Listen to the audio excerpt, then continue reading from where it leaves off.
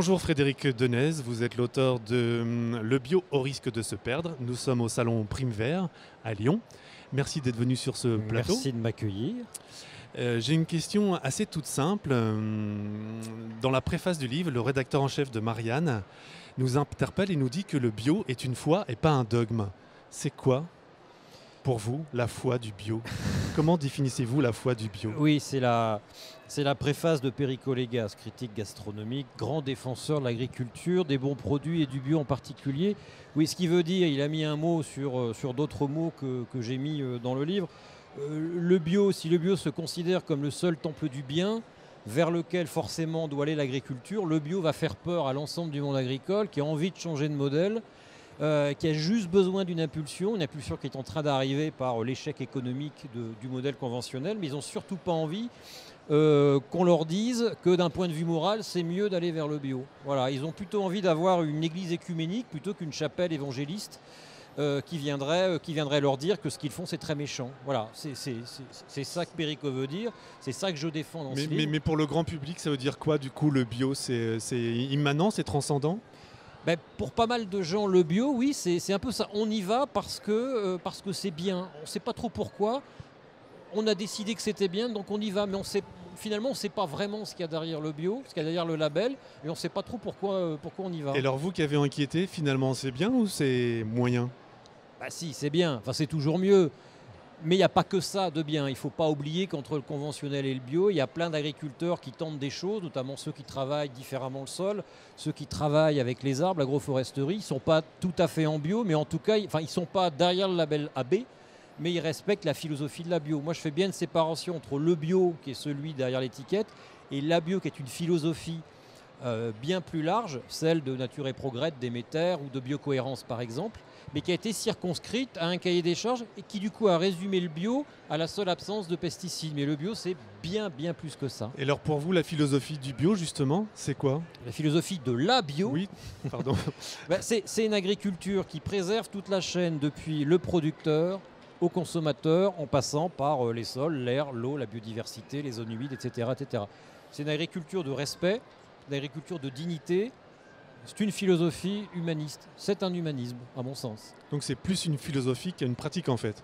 Ah bah bien sûr. Si on résume ça à un itinéraire technique, on n'a rien compris. Et c'est la voie royale pour l'agro-industrie, c'est la voie royale pour la grande distribution. C'est comme si on résume, quand on a résumé l'écologie au seul bilan carbone, on a résumé tous les problèmes d'environnement à un plus ou à un moins en carbone, aux émissions de carbone. On a résumé l'écologie à ça, donc à des termes techniques auxquels on peut répondre par la technique, sans rien changer du tout.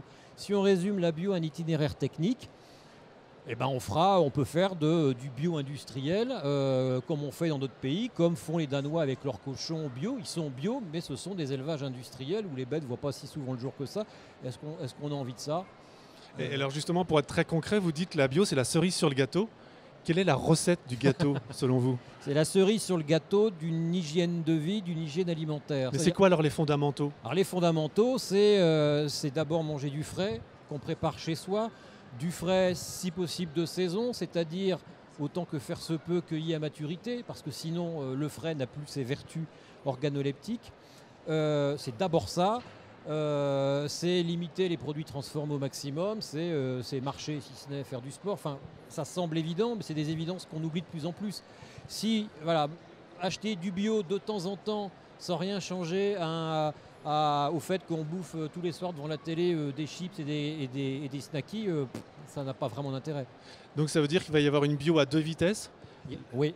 Et alors comment le consommateur peut favoriser la bio intéressante au détriment de la bio de supermarché? Alors, pour l'instant, en France, ça va encore parce que sur les produits frais, 70% des produits qui sont en supermarché sont des produits français. Donc là, le bio respecte globalement la bio, c'est-à-dire la philosophie. Mais à mesure que le marché va se développer, compte tenu du fait qu'on a trop peu de producteurs, les importations vont augmenter. Importations venant de pays pour qui le bio n'est que ce cahier des charges stricto sensu, et où les contrôles ne sont pas la vertu cardinale du fonctionnement de ces pays. Donc à mesure que le bio aura du succès, le bio sera un peu plus vidé de sa substance. Et là on aura, oui, un bio à deux vitesses, un bio français et un bio qui vient de l'étranger, de dehors de l'Europe. Moi, Et justement, comment l'éviter ça en alors fait? comment l'éviter? En regardant la provenance, en regardant les étiquettes. Alors évidemment, c'est pas simple. Déjà que le bio est plus cher, si en plus il faut passer du temps pour regarder les étiquettes, c'est pas forcément simple. Moi, ce que je défends, l'idée que je défends, c'est d'avoir deux bio.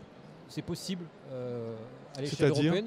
Le label AB qui est un label européen et un label AB français qui se rapprocherait de biocohérence, de nature et progrès de Déméter, un label AB+++, localisé, dont on s'est assuré que les paysans ont été bien payés, etc. etc. Moi, je prône l'existence d'un deuxième label. En tout état de cause pour le consommateur, éviter par exemple les produits bio qui viennent d'Espagne, parce qu'on sait très bien dans quelles conditions sociales déplorables ces produits, éviter les produits bio qui ne sont pas de saison. On n'est plus dans la philosophie de la bio là. Ça veut dire qu'il faut privilégier les circuits courts, les AMAP, au détriment des bio labellisés?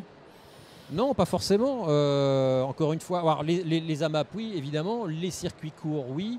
Se méfier des produits qui ont été un peu trop emballés, parce qu'on n'est plus dans le bio, et même dans les grandes enseignes de la distribution bio, on a aussi des produits emballés. Il faut se méfier, il faut éviter les produits qui viennent d'ailleurs. À quoi ça sert d'acheter des oignons bio de Nouvelle-Zélande, dans la mesure où on en produit en France presque toute l'année? Alors évidemment, ça ne s'applique pas aux ananas et autres produits qu'on ne peut pas faire en France. Mais en tout cas, les produits hors saison, faut pas les acheter même quand ils sont bio. Il faut éviter les produits transformés bio parce que la transformation, pour les produits, les plats préparés par exemple, fait perdre toutes leurs vertus aux fruits et aux légumes bio qui en sont les ingrédients. Vous l'avez dit tout à l'heure, 20 à 30% des produits bio sont importés. Ne ce serait pas le rôle de l'État d'aider le développement du bio pour arriver à 100%? Ah bah bien sûr. Alors l'État continue à aider avec les aides à la conversion. Le problème, c'est qu'il a supprimé les aides au maintien, mais il y a pas mal de producteurs qui sont... Juste pour éclairer, supprimer les aides au maintien pour que tout le monde comprenne, c'est quoi? Alors déjà, les aides à la conversion, c'est je veux me mettre en bio, j'ai 3 ans pour obtenir l'agrément. Tout ça, ça fait perdre des sous. On est entre deux mondes. Et donc l'État compense en partie. Mais ensuite, un agriculteur en bio, il n'est pas assuré d'avoir son marché. Donc l'État va aider au maintien de cet agriculteur dans le choix qu'il a fait. Alors là, je suis un peu mitigé parce qu'il y a pas mal de producteurs que j'ai rencontrés qui n'en veulent pas de ces aides au maintien, estimant que l'agriculteur, c'est dans la philosophie de la bio, l'agriculture doit nourrir son propre agriculteur. Donc l'agriculteur bio, par philosophie, n'a pas besoin de subventions. Donc l'aide au maintien, elle est un peu ambiguë, même s'il y a plein d'endroits, il y a plein de secteurs où, notamment en viande bovine en particulier, les aides au maintien restent utiles pour pas mal de producteurs. On a pas mal d'agriculteurs radicaux qui disent que ça ne devrait pas être aux agriculteurs bio d'être taxés ou d'être obligés d'avoir des labels, mais aux agriculteurs qui font de la merde d'avoir un label « je fais de la merde ». Comment on pourrait envisager cette inversion de labellisation?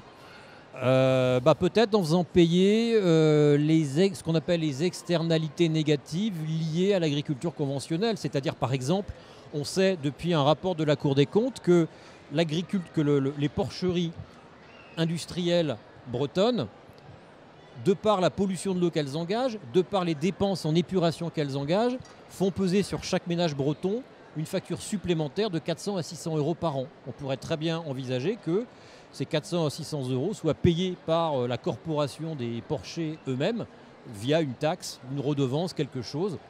Mais ce à quoi les agriculteurs vont répondre, ça va tuer la filière en fait. Ouais, mais ils sont en train déjà de se tuer eux-mêmes. Mais on ne le fera jamais ça. On le fera jamais. L'écotaxe par exemple auraient pu leur bénéficier, contrairement à ce qu'ils ont dit. Habilement manipulés par la grande distribution, ils ont mis un bonnet rouge. On a abandonné l'écotaxe. Résultat, ils sont dans une situation pire qu'avant le début du projet d'écotaxe. Donc non, ça ne se fera jamais ça. En théorie, on devrait le faire, oui. Nous sommes dans une période un peu cruciale avec des décisions radicales à prendre pour éviter le dépassement de 2 degrés de réchauffement climatique. Et pourtant, vous avez un peu la dent dure contre le véganisme. Qu'est-ce qu'ils vous ont fait les véganes?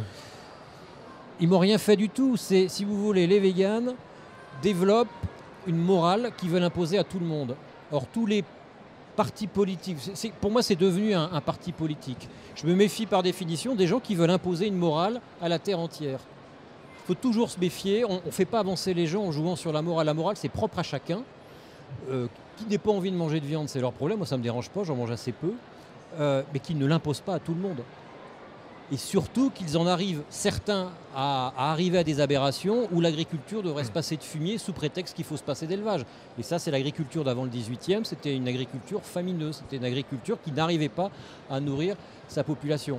Et puis il y a autre chose, c'est que derrière les militants les plus extrêmes du véganisme, on sent bien, on retrouve quasiment un discours qui est proche de celui des transhumanistes, c'est-à-dire protéger la nature, c'est se couper complètement de la nature, c'est se nourrir finalement de produits industriels. Quand on veut des produits sains, ce n'est pas la nature qui produit sang, c'est forcément des process industriels.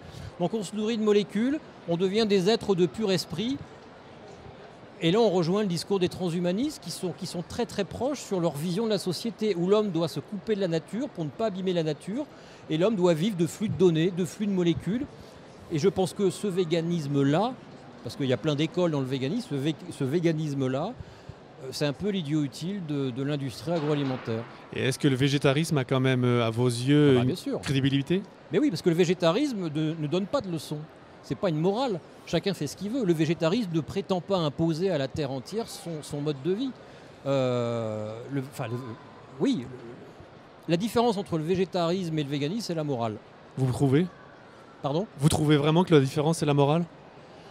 Oui. Je pose la question. Hein. Oui. D'accord. Et c'est même plus que ça, c'est une différence politique. Je pense que le véganisme, c'est du végétarisme politique. C'est une volonté de changer par la force la société. Et on change par la force en faisant peur aux gens. Pourtant, ils ne font jamais d'action violente. Leurs mots sont violents. Leur façon de présenter les choses est violente. Elle fait flipper tout le monde. C'est étonnant de voir à quel point ce mouvement, qui reste minoritaire, a un impact sur l'ensemble de la société. Ces gens font peur à tout le monde, sans doute pour des mauvaises raisons. Mais les révolutions sont toujours nées d'une minorité hyper organisée. Ils sont très organisés. Ils jouent sur la morale, ils jouent sur l'émotionnel. En fait, ils nous enferment dans un non-choix. Un non-choix qui est le leur. Mon choix doit être le vôtre. Il n'y a pas d'autre possibilité. Et c'est la pire des façons pour faire changer le monde agricole. Et alors pour finir sur une note positive, justement, pour changer le monde agricole, c'est quoi le juste milieu entre les labels différents, divers et variés, le végétarisme, la bonne dose de viande par semaine selon vous? Alors, deux fois par semaine, ça me semble... Deux fois par semaine de la viande, ça suffit? En viande rouge, oui, ça me semble suffisant. On n'a pas besoin, surtout quand on est adulte, d'en manger plus que ça. Le bon modèle, c'est quoi? C'est l'agroécologie au sens propre. Donc, c'est une agriculture qui d'abord préserve les sols. Et ça, le bio ne le fait pas forcément. Allez voir les champs de céréales bio en Ukraine qui font 20 km de long, le sol, il est dégueulasse. Donc c'est d'abord une agriculture qui préserve les sols, qui les couvre en permanence, qui fait des rotations de qualité avec des légumineuses. C'est une agriculture qui profite de la nature, donc qui tous les 150 mètres pour avoir des auxiliaires de culture à des haies. C'est une agriculture qui n'assèche pas les zones humides. C'est une agriculture qui surtout nourrit correctement son paysan, parce qu'un paysan mal nourri, un paysan qui ne gagne pas sa vie, ce n'est pas un paysan qui va changer. Et moi, depuis le temps que je navigue dans le monde agricole, j'estime à 20% le nombre d'agriculteurs qui ont déjà changé, qui sont entre deux mondes. Entre le conventionnel qu'ils ne veulent plus parce qu'il leur coûte trop cher, et le bio, qui si tant est qu'il ne se présente pas sous forme d'église insupportable, d'église évangélique, tant qu'on en reste à la bio qui est un horizon, ils vont vers cet horizon avec les itinéraires qu'ils y veulent, ils s'en approchent, peut-être qu'ils n'y arriveront pas, ils seront très très près, ils utiliseront peut-être encore un peu de molécules, mais en attendant, ils n'auront plus abîmé les sols, ils auront replanté des haies, ils auront redécouvert la polyculture élevage, et moi ça me laisse vachement optimiste. Et justement, pour finir sur une note d'optimisme, s'il y a des agriculteurs ou des agricultrices qui nous regardent, qu'est-ce qui peut leur faire changer d'avis justement sur le modèle, s'ils sont sur l'ancien modèle? D'abord, leur compte d'exploitation. Les agriculteurs qui changent, c'est d'abord quand ils voient ce que leur coûtent les intrants chimiques. C'est leur santé. Parce que le modèle actuel, on sait très bien vers quoi il va. Il suffit de regarder les statistiques de la mutuelle sociale agricole sur les cancers et les maladies neurodégénératives. Donc, ça vous coûtera moins cher finalement de faire du bio ou du quasi-bio. Vous serez en meilleure santé. 3, et surtout, c'est ce que j'ai vu partout où je vais. Moi, ça fait 5-6 ans que j'enquête dans le monde agricole.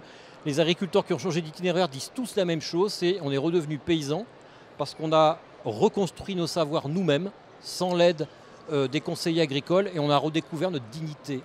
On est redevenus des paysans dignes. C'est pas beau ça? C'est parfait, pour finir. Merci Frédéric. Merci. À bientôt. À bientôt. Au revoir.